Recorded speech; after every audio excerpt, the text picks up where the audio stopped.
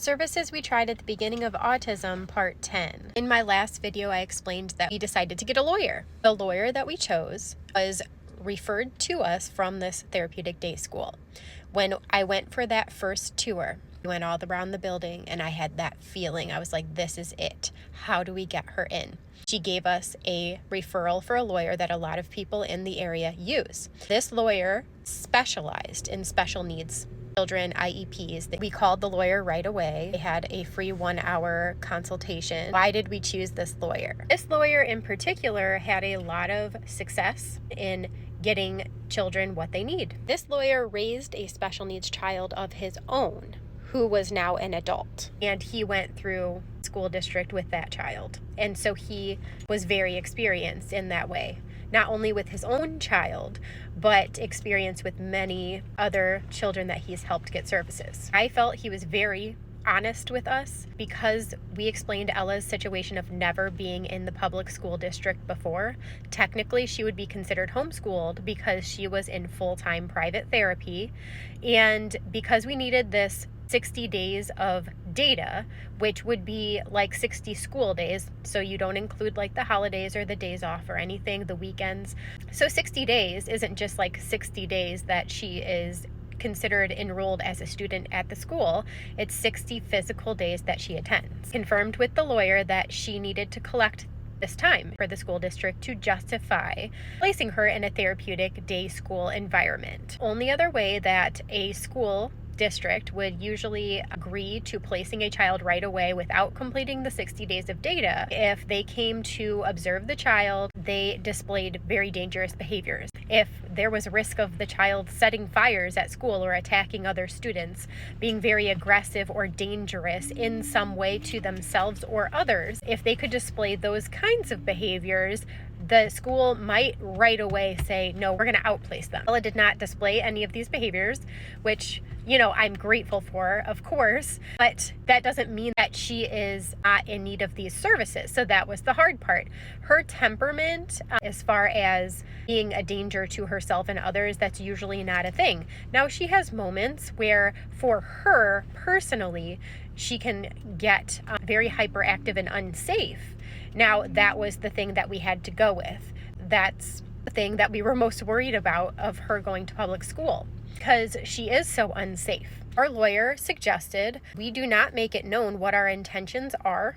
We have to start with the school, have a very good open communication, let them know that we're willing to be open-minded and participate in what they think is good for Ella. Within reason, of course. We have to act like we're fully on board and we're giving this a valiant effort to see if the school district is right for her. And he said, she's never gone to school, but you never know. Maybe you'll end up loving it. Of course, a therapeutic day school setting is for the most severe kids. If you can have them fit into general education, that is a great thing. From my experience touring this therapeutic placement, it's more in line with what Ella needs and what she's used to. There is that thought, you have to go between seeing kids with the most severe behaviors, or the placement that the public school district was going to put us in was not even the general education. It was a program for more severe kids in the school district. Would be like one classroom together of like ages, kids that were around the same age as Ella. She might have been like one of 7 or 8 kids in the classroom, more severe to the point where they couldn't make it in the general education classroom. Ella might have been one of like maybe 2 completely nonverbal kids, and then the others were able to communicate in some way verbally. And of course, they don't come out and just tell you these things, but the way I took it was that she would probably be one of the more severe kids in the classroom. I had to be open-minded to that, which is very scary. I said, we talked to an advocate, and now we've talked to you. What do you think is the right thing to do moving forward with what I've told you about Ella? Our lawyer,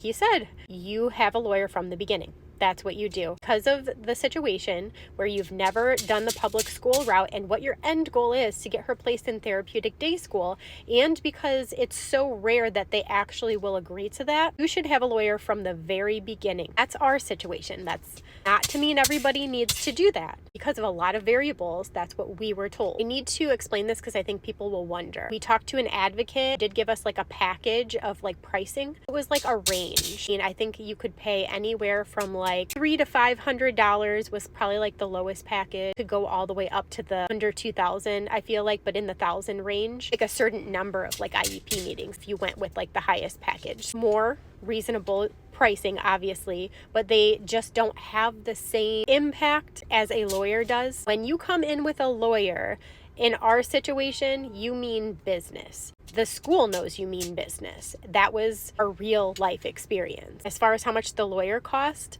we put down a retainer of like $2,500. I leave through at least 3 or 4 IEP meetings, check-ins on the phone, and emails back and forth.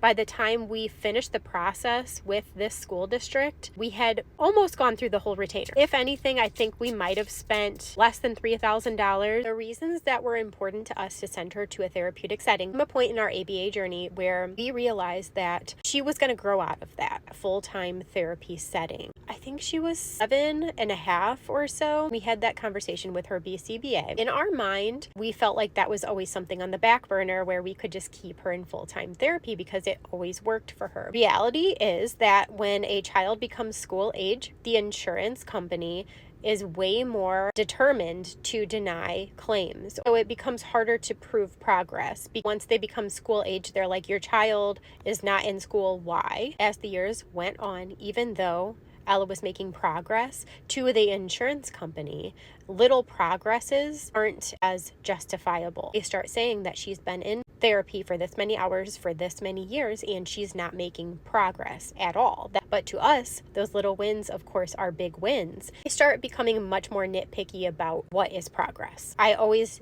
knew that if she was in school, she would still need ABA on the side because that's what works for her. Of course, I could get them to approve significantly less hours if in addition to school, but that's a lot of hours for her to be doing learning focused tasks in a day, doing school and then going to therapy. As far as what I experienced in the public school environment, it's more laxed when it comes to everything. Safety, learning, OT, and speech. Everything seemed more laxed than what I was used to in the private setting. Not to mention the aspect of elementary school, middle school, and then high school. In a therapeutic day school setting, it's all under one roof.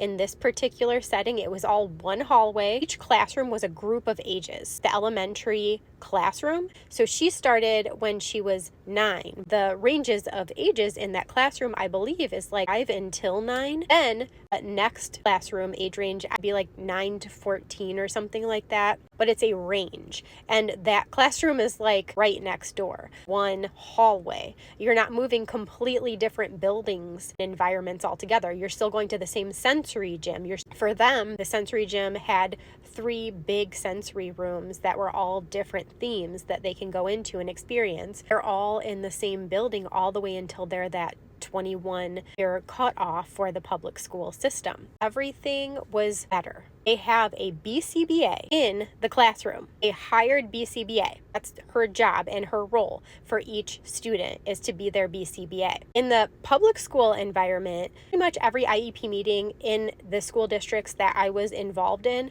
they had people that had experience with ABA. They had worked with BCBAs, or maybe they were going to school for it, but they were not BCBAs, or most of the time it's just, oh, yeah, I learned a lot about that in school. They didn't have like a BCBA that was collecting data to the extent that I believe needed to be collected throughout the day to see where behaviors, environmental factors, and all of that could benefit the student. At the therapeutic day school setting, she has a BCBA in her classroom with her all day long, seeing all the things. Every single student at the therapeutic day school setting has a one-on-one. No question. Everybody has a one-on-one. So you don't even have to fight for that every single year. Communication there is outstanding. Low ratio of students. That's why it's so hard to get into a placement. You might be on a wait list because there might be somebody that has way more significant needs waiting on that list. For Ella, I think she might be the 7th or 8th kid in that elementary school classroom. That's the max, which is a great ratio for kids that are very severe because they can't handle a lot. The fact that she's only one of 7 that is there, it's more manageable for Ella, I believe, in that classroom. There's so many reasons why I felt the therapeutic day school setting was right for her. Probably get into more of that, but that's enough for this video.